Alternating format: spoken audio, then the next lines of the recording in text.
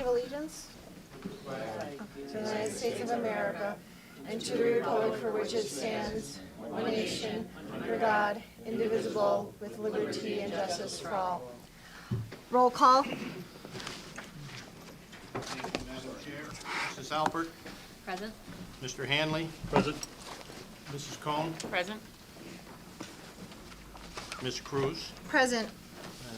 Just let the record reflect Mr. Dave did reach out, I guess, to you and is Yes. unable to attend He's tonight. unable to attend, correct. Executive session? I didn't get a chance to discuss, but there's still a number of cases that involves and right to know, as well as some budgeting, not budgeting, but bid proposals. Approval of the minutes of the regular meeting held on September 8th, 2025. So moved. I'll second. Mrs. Alpert. Yes. Mr. Hanley. Yes. Mrs. Cohen. Yes. Ms. Cruz. Yes. Thank you. Okay. Treasurer's report for the period September 1st, 2025 to September 30th, 2025. Okay, so this report is, as of September 30th, 2025, balances in the checking accounts and money market accounts are $1,587,467.32. Investments made in CDs amount to $8,012,657.51. Petty cash and magistrate funds total $11,400 for a grand total of $9,611,524.83. Paid bills from September to September 1st, to September 30th were forwarded to all members. In addition to that, we also have fund balances for the different AMPs or sections of the Housing Authority. Added all together, all of the Scranton Housing Authority AMPs, we're still running a deficit of $22,161.75, which is a vast improvement from the last few months. As we're coming to the end of the year, we expect that to zero out. In addition to that, Park Gardens is, which is separate, is showing a deficit to date of $36,627.69. There are no questions. We have a motion for approval. Second. Mrs. Alpert. Yes. Mr. Hanley. Yes. Mrs. Cohen. Yes. Ms. Cruz. Yes. Thank you. Secretary's report. There were no communications this month. Okay. I actually think I'm going to save our presentation for the chairman's report. I think if that's okay with you. If that's okay with you, it's the chairman's report. Okay. Okay. So we will now welcome public comment. As per Scranton Housing Authority policy, each speaker is allowed 5 minutes. So first on our list is Mr. Rick Little. Mr. Rick Little, you're up. Oh, I thought it was me. I could let you go first. So it's okay. Okay.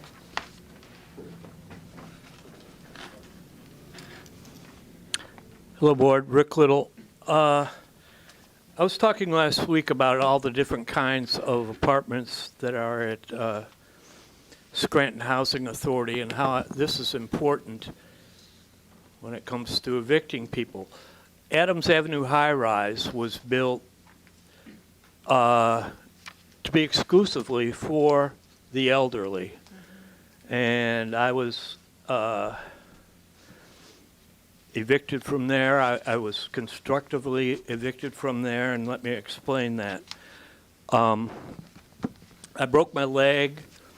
I was in there since 2009. Very good tenant, quiet, but what I thought in the beginning was maybe a rogue person that was working for you was doing stuff to me. It turned out that that's what they do.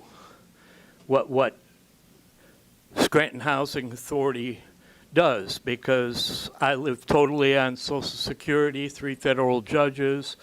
I had extreme PTSD, and the problem was people were just bursting into my room all the time. And it went on all the 14 and a half years I lived there. There was one guy named Tommy, they called him Tommy Z. He retired. You had a retirement party I saw for him for 20 years working there. Anyway, this guy just opens up my door and lets the Lackawanna sheriff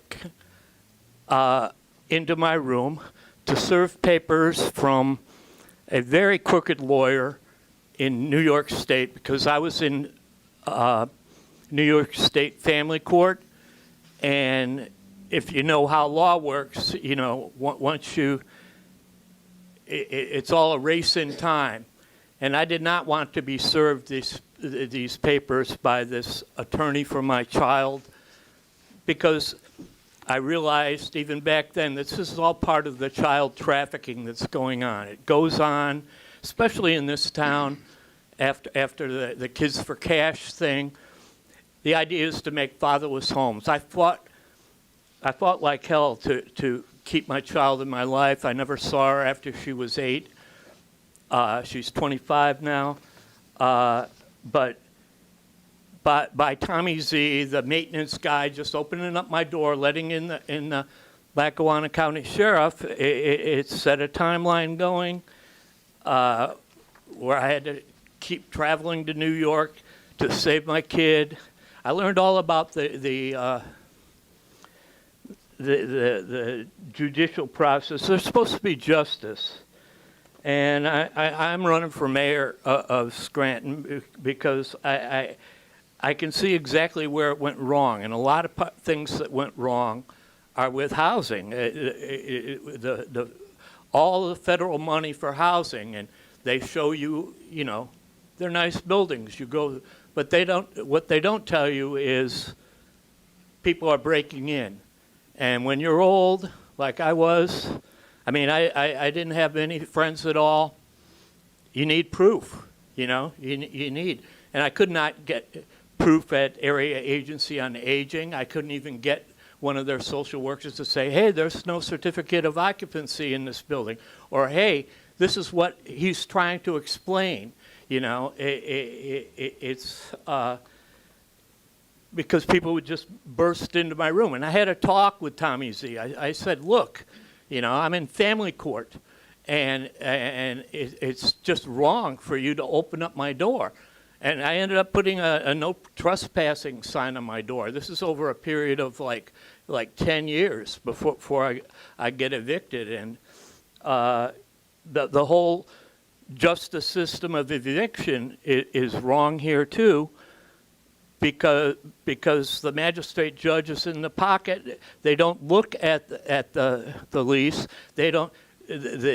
When I'm taken to court, they give a spreadsheet saying you owe so much, and I didn't have a working air conditioner, and they're charging me for that. And just for asking for some clarification from that, I was targeted, and they just kept, and so many times, just bam, bam, bam on my door, coming into my door. Even the new manager after COVID, I mean, COVID was a period, she's coming in. Okay.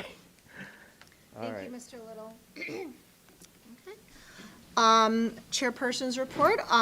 This evening, in lieu of my report, I'm going to turn the floor over to Mr. Joseph DeCipio of DeCipio and Associates Incorporated. Mr. DeCipio and his business, they did a property condition assessment of our Park Gardens development. So, Mr. DeCipio, if you'd like to take turn over the mic to you. If you could just give us an overview of who you are, the work that you do, and the work that you did at Park Gardens. And Okay, all right. thank you. You're welcome.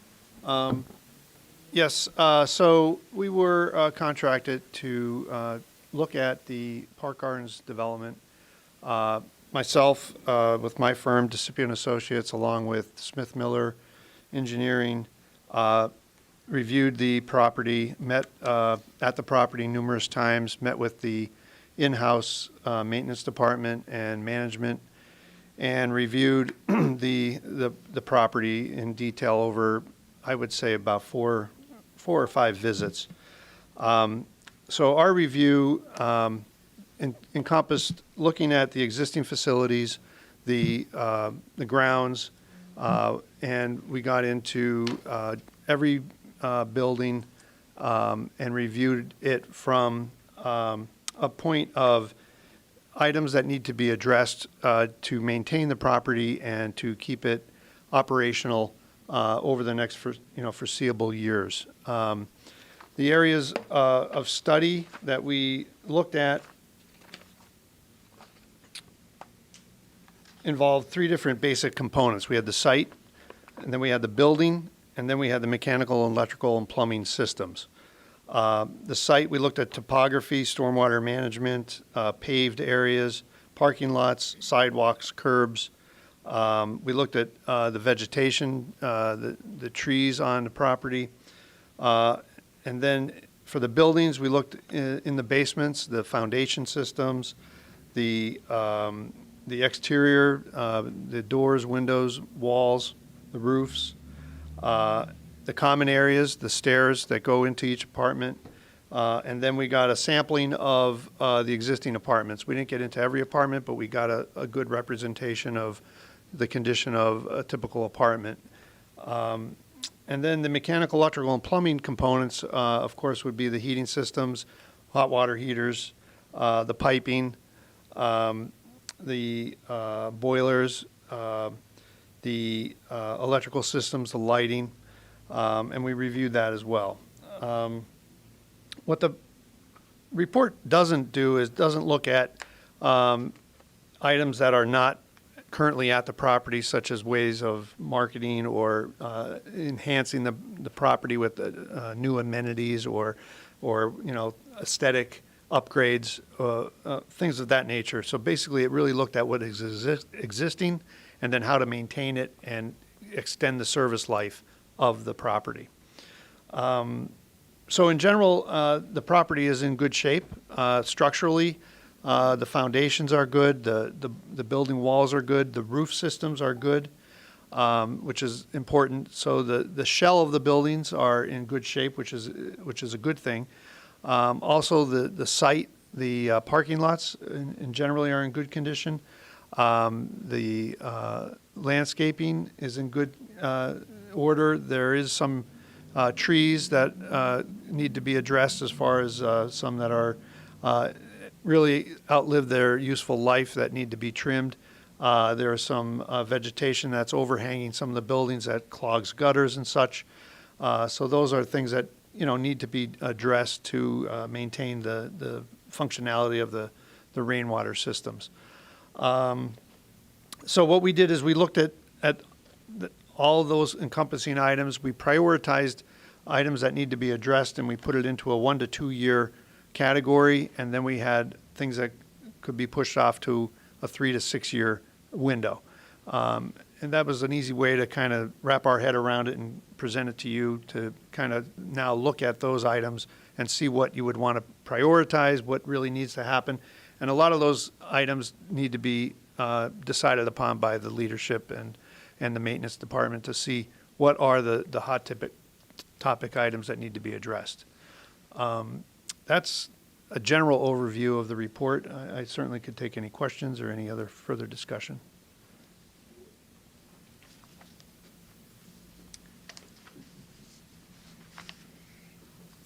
Mr. DeCipio, you just said that when you summarized everything and you looked at what needs to be done, you broke it up into two categories: immediate 1 to 2, and then secondly 3 to 6. What is the total for each of those categories? Like the total cost of what those upgrades and renovations would cost? Sure. So for the 1 to 2 year category,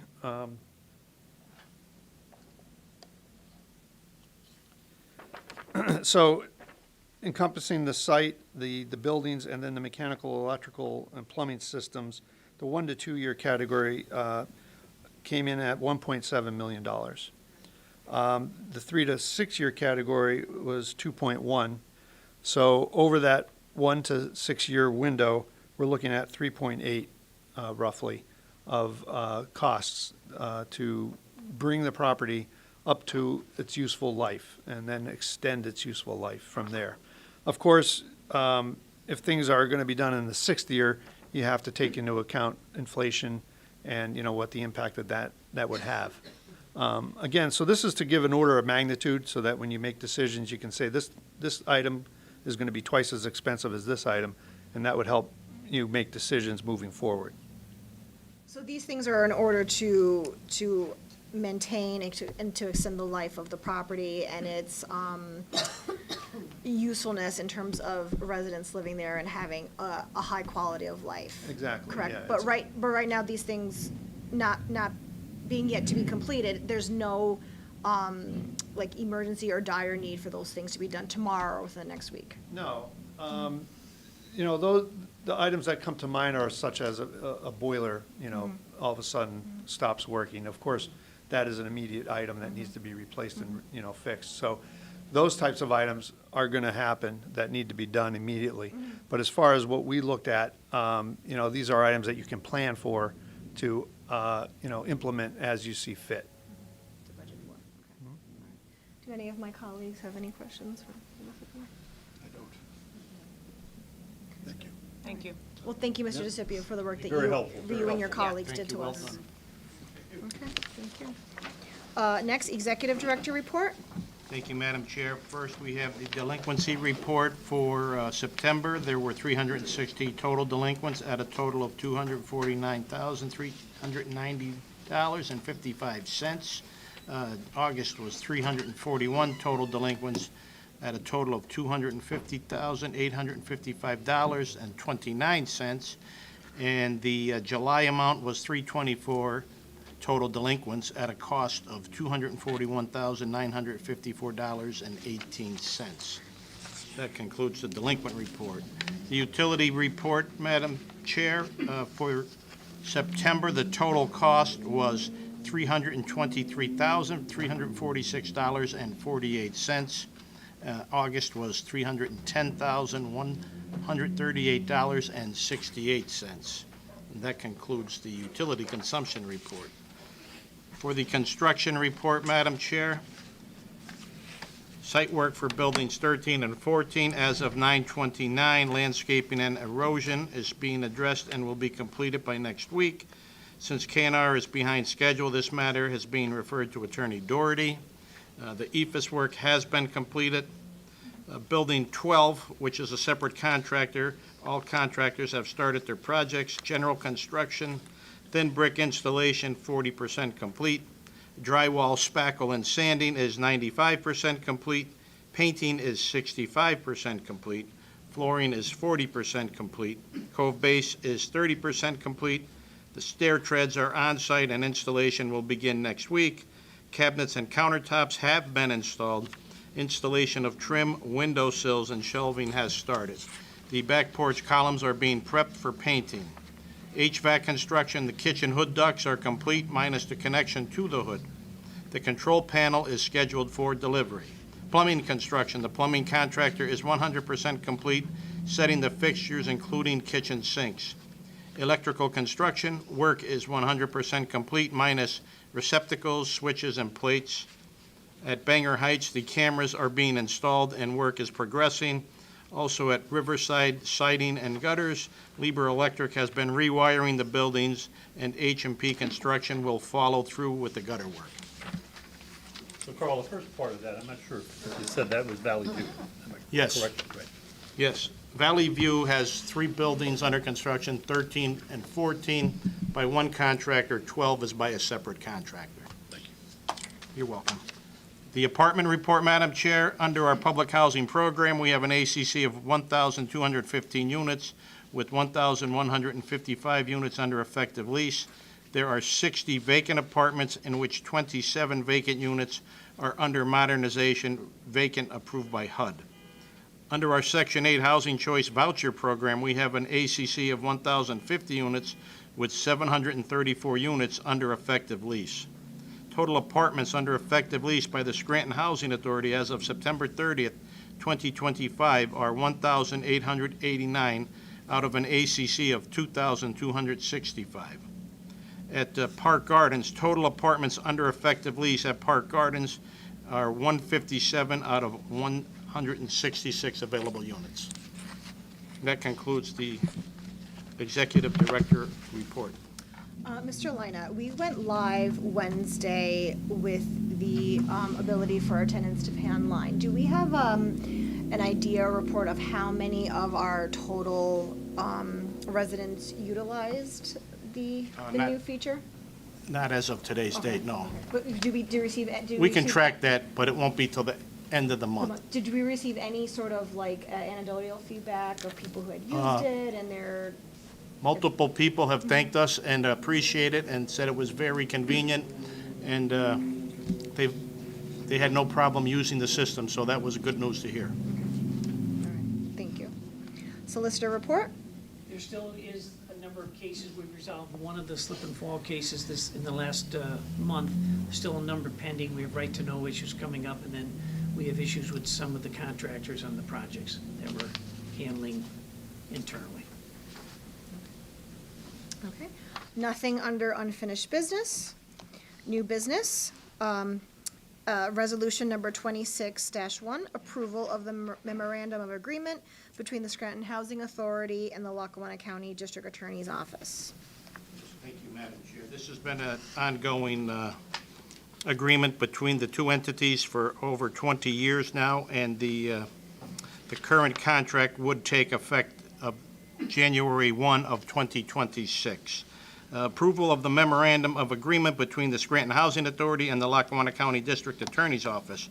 Whereas the Scranton Housing Authority and the Lackawanna County District Attorney's Office is desirous to enter into an agreement to act in concert in an effort to create a drug and crime-free environment and to provide for the safety and protection of the residents of the Scranton Housing Authority's public housing developments.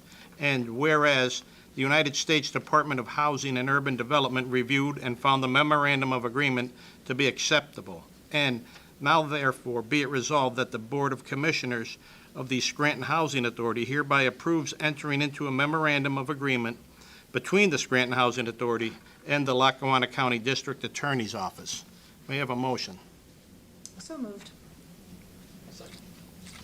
Mrs. Alpert? Yes. Mr. Hanley? Yes. Mrs. Cohen? Yes. Ms. Cruz? Yes. Thank you.